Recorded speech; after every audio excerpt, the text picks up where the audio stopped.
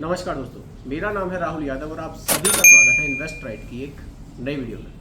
दोस्तों, आज की वीडियो में एक बहुत ही इंपॉर्टेंट टॉपिक पर हम लोग डिस्कस करने वाले हैं, क्योंकि देखिए अभी स्मॉल कैप और मिड कैप को लेकर काफ़ी ज़्यादा खलबली मार्केट में मच गई थी।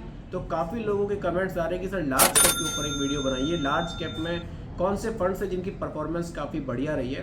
तो आज की वीडियो में लार्ज कैप फंड्स के बारे में डिटेल में बात करेंगे। कौन से ऐसे लार्ज कैप फंड्स हैं जिन्होंने लास्ट के 5 ईयर्स में सबसे बढ़िया रिटर्न्स हमें बनाकर दिए हैं और जिनको हमें अपने पोर्टफोलियो में ज़रूर शामिल करना चाहिए ताकि हमारा पोर्टफोलियो बैलेंस हो सके, रिटर्न्स में हमें स्टेबिलिटी मिल सके। क्योंकि देखिए रिटर्न्स हमें अच्छे तभी मिलते हैं जब हमारा पोर्टफोलियो बैलेंस होता है। हमें स्मॉल कैप, मिड कैप सभी को अपने पोर्टफोलियो में रखना चाहिए, लेकिन लार्ज कैप को भी ज़रूर शामिल करना चाहिए। क्योंकि लार्ज कैप में क्या होता है ना, देखिए हमारा पैसा इंडिया की टॉप 100 कंपनीज में इन्वेस्ट किया जाता है, तो वहाँ रिटर्न्स हमें भले थोड़ा सा कम मिले, लेकिन रिटर्न्स में स्टेबिलिटी हमें ज़रूर देखने को मिलती है।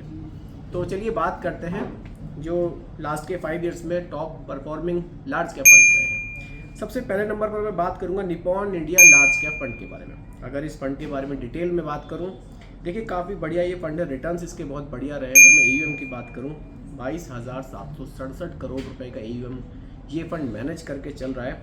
और अगर मैं होल्डिंग्स की बात करूं, देखिए मार्केट कैपिटलाइजेशन के हिसाब से इसने 81.88% पैसा लार्ज कैप में, 9.79% पैसा मिड कैप में और 7.07% पैसा स्मॉल कैप में इन्वेस्ट किया हुआ है।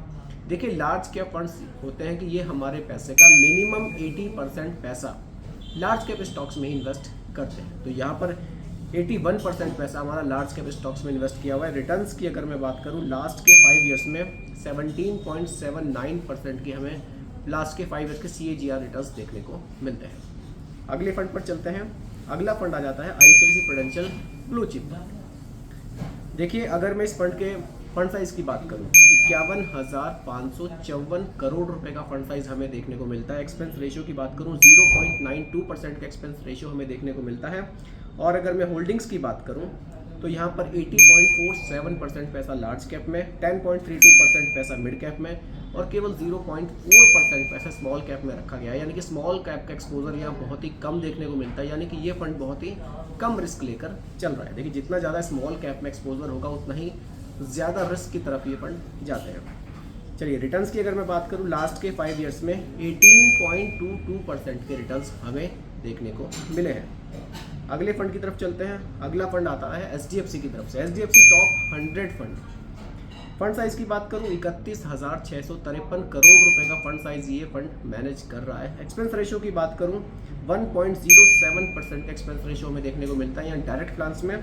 और अगर मैं होल्डिंग्स की बात करूं, देखिए लार्ज कैप में 95.02% पैसा इन्वेस्ट किया जा रहा है, मिड कैप में 1.73% पैसा, स्मॉल कैप में कुछ भी इन्वेस्टमेंट इन्होंने नहीं रखा है। तो ये फंड और भी कम रिस्क लेकर चल रहा है। हमारा मैक्सिमम पैसा लार्ज कैप स्टॉक्स में ही इन्वेस्ट ये फंड करके चल रहा है। तो अगर आप बहुत कम रिस्क वाले फंड्स में इन्वेस्ट करना चाहते हैं तो आप एक बार SDFC टॉप 100 फंड को भी देख सकते हैं, क्योंकि मैक्सिमम पैसा आपका यहाँ इंडिया की टॉप 100 कंपनीज में ही इन्वेस्ट किया जा रहा है। टॉप 100 कंपनीज दोस्तों वो होती हैं जो AUM के हिसाब से सिलेक्ट की जाती हैं, टॉप 100 कंपनीज।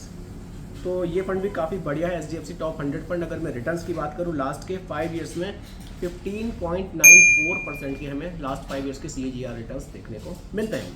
देखिए दोस्तों, रिटर्न्स में यहाँ आपको सभी में अलग अलग दिखाई दे रहे हैं। कारण ये है कि जिस फंड में जितना ज़्यादा स्मॉल कैप का लोकेशन होगा उतने ही ज़्यादा रिटर्न्स देखने को मिलेंगे, उतना ही ज़्यादा वो फंड रिस्क भी लेकर चल रहा होगा।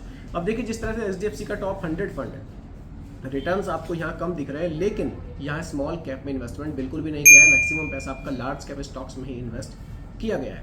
तो दोस्तों ये टॉप 3 फंड्स थे जिनके लास्ट के 5 ईयर्स में सबसे बढ़िया परफॉर्मेंस रही है। आप भी इनको अपने पोर्टफोलियो में ज़रूर शामिल करें ताकि आपका पोर्टफोलियो बैलेंस हो सके और आपके रिटर्न्स में स्टेबिलिटी मिल सके। तो दोस्तों उम्मीद करता हूँ कि टॉपिक आपको पूरी तरह से क्लियर हुआ होगा। फिर भी कोई कन्फ्यूजन हो आप मुझे दोबारा कमेंट कर सकते हैं।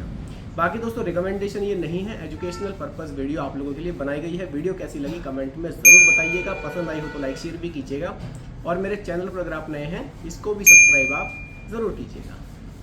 नमस्कार।